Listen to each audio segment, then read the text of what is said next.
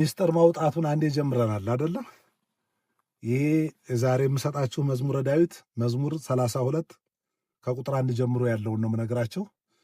ይህንን አንድ ቤት ውስጥ እያላችሁ መግባባት ያቃታችሁ፣ ሰላም ያጣችሁ፣ ሁልጊዜ ሰላም እንዲኖራችሁ በውስጣችሁ መግባባት፣ መደማመጥ፣ ከሰላም የበለጠ ደግሞ ሀብት የለም እንዴ! ቢበላ ቢጠጣ ሰላም ከሌለ ምን ያደርጋል?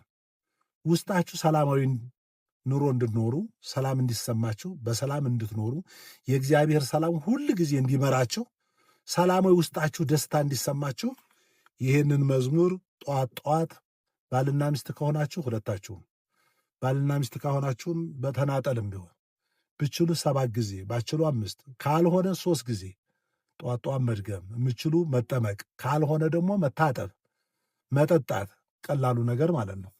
ይህንን በግዕዝ ብቻ አይደለም በአማርኛም ግዕዙን የማትችሉ መድገም ትችላላችሁ። ይህን ሁልጊዜ አድርጉት፣ አለማምዱት። የእግዚአብሔር ሰላም ወደ እናንተ ይገባል። ከዚያ ሰላማዊ ነው የምትሆኑት በሂደት በጊዜ። ማመን ደግሞ ያስፈልጋል ለምታረጉን ነገር።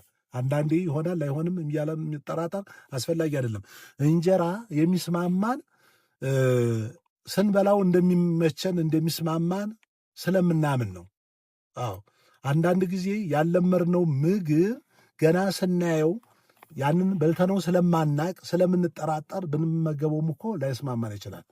ስለዚህ ይሄ የእግዚአብሔር ቃል ነው፣ መዝሙረ ዳዊት ነው፣ ቃል ኪዳን ያለው የአባቶቻችን የሚጠቀሙበት ነው። ስታደርጉት ማመን ይጠበቃል መጀመሪያ ማለት ነው።